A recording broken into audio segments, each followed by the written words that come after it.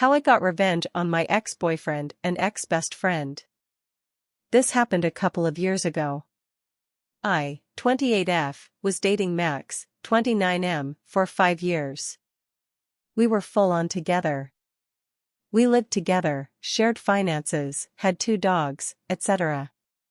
My best friend Amy, 28F, lived 10 minutes away, so we were always with each other. We were pretty much the 3 musketeers. One day, I'm scrolling on Instagram and I see my boyfriend in the background of a picture posted to our local bar's page. He was supposed to be at work and I'd never been given a reason not to trust him, so I figured it was an older picture as we go there a couple times a month. But when he got home, he was wearing the same blue button-up and jeans. I had a horrible feeling in my stomach, but I didn't say anything. That night I went through his phone. Yeah, I know, but I don't care. We've always shared passwords and have never had an issue with using each other's phone. When I checked his messages, I saw a chain with someone named Jack. We didn't know a Jack, so I read through them and my heart just fucking breaks. I've known my best friend since we were in diapers. I know how she texts. But I checked the number just to be sure, and yep, they were talking behind my back. Not just talking though, there were pictures and mentions of sexual acts that had happened. I spent the night crying and sending myself all of the screenshots and everything I could find. By morning, I realized that I can't just confront them. I need to prepare. So, I set out to put money aside. I tell him our fridge is broken, so I'm using some of our savings to fix it. We need a plumber for this or a handyman for that. All lies, but I needed a reason to pull money out of the account we both had access to. It took me 2 months, but I was able to pull enough out to put a deposit and pay a couple months in advance on a new app that I found that was closer to work and pet-friendly. I was able to slowly move stuff there while he was at work. I told him I was doing some spring cleaning to clear out the clutter. In the meantime, I fucked with their heads. I'd mention things about each other that would cause drama, like telling Max that Amy talked about a cute guy from work, or telling Amy that Max mentioned marriage and kids with me. She's infertile due to a childhood illness. The day before I was leaving, I set my plan onto motion. I knew where my best friend went for lunch most days of the week, so I watched and waited. When she arrived, I went in and pretended I didn't want to throttle her for breaking my trust and my heart. We sat down and chatted and I slyly mentioned sex with Max. In their messages, she told him that she didn't want him to sleep with me. Apparently, she'd become quite possessive of my BF. I made comments about how sore I was because we did it rough, just like I like it. How good he was at oral, you name it, I mentioned it. Her face got redder and it was amazing to watch. I'd seen her react that way before, but I never realized why. She'd always insist on watching late-night movies with us or ask to sleep on our couch instead of going home and be mad when I had to say no. I want to have privacy with my BF. I just thought she was lonely or a little clingy, but I never would have imagined she didn't want to leave because she wanted to make sure we weren't having sex. Later that day, I go home and once again pretend that everything is normal.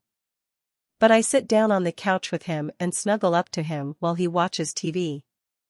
After about 20 minutes, I straddle him and ask him how his day was and blah blah blah. Then I bring up that I ran into Amy at lunch and you'll never guess who she was with. I told him how Amy was with Dave, her real-life coworker that has hung out with us multiple times, and how it's so cute that they're dating now. When I say he froze, I don't think he even breathed. He just sort of muttered, I didn't know she was seeing someone. So I tell him all about how I caught them kissing, and after Dave left to go back to work, Amy told me all about their amazing sex life. And of course, I had to add in there that Dave was the first guy to give her a real O and how she's always had to fake it with guys before. I've never seen him look so dejected before. That night I asked that we do a phone-free night, which we'd do often so that we could be in our own bubble. I could tell that he was a little hesitant, but he turned his phone off and put it in the basket we use for it. We watched a movie and cuddled on the couch, and he stayed as stiff as a board for the majority of it before he relaxed enough to fall asleep on the couch.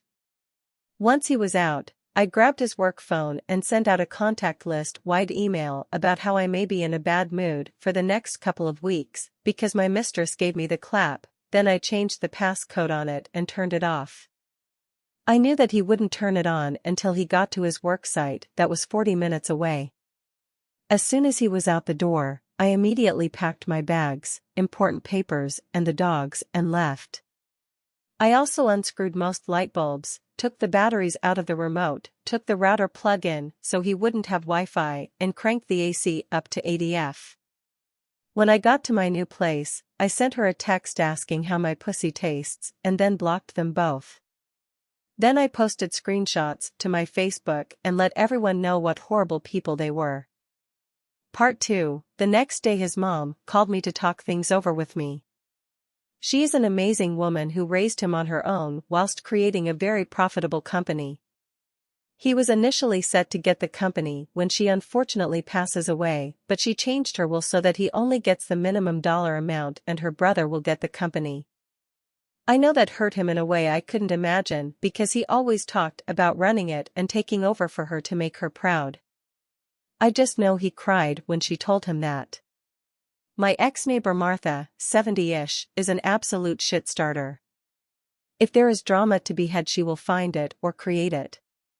I'd told her I was moving out and why about a week before I left so she'd keep me in the loop in the aftermath. Amy moved in shortly after I left and through the thin walls of our duplex, Martha heard everything unfold. Apparently, they fought constantly because they couldn't trust each other, go figure.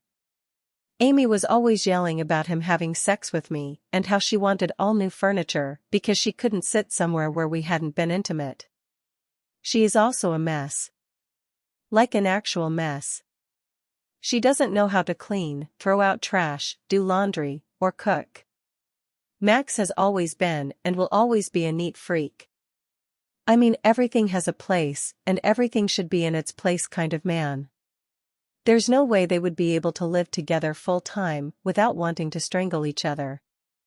And Mrs. Martha, bless her cheetah print soul, loved to let Amy know that Max's beautiful sister was coming over a lot now that OP was gone.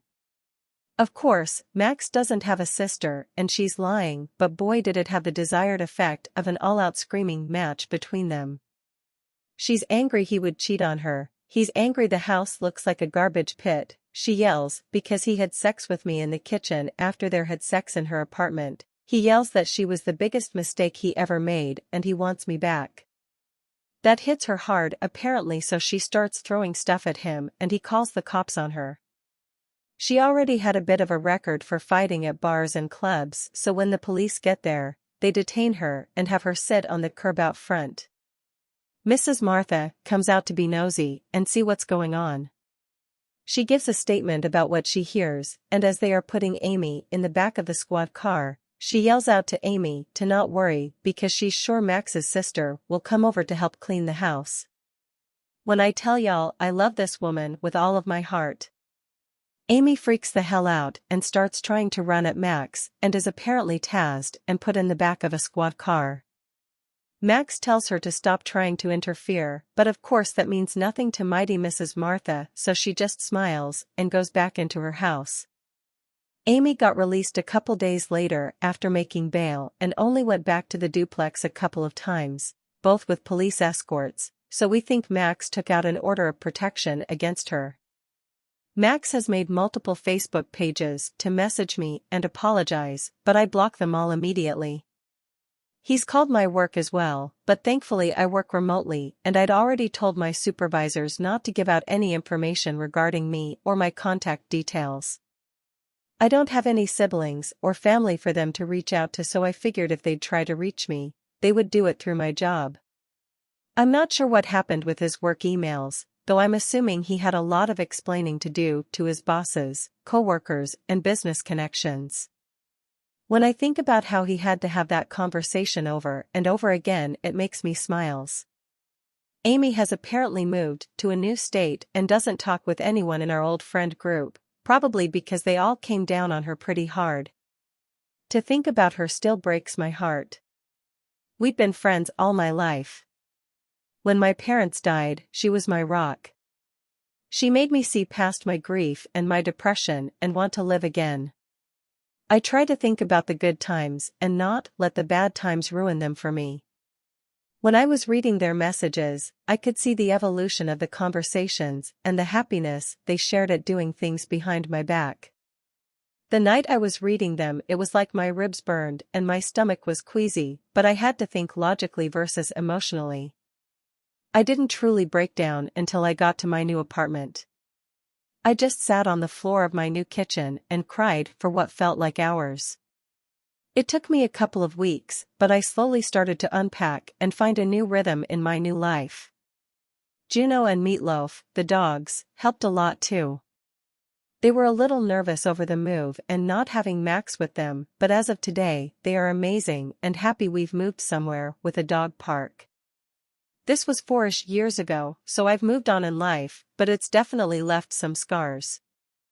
I started therapy 6 months after I moved out, and that's helped a lot, but I still haven't been able to put myself into a trusting relationship.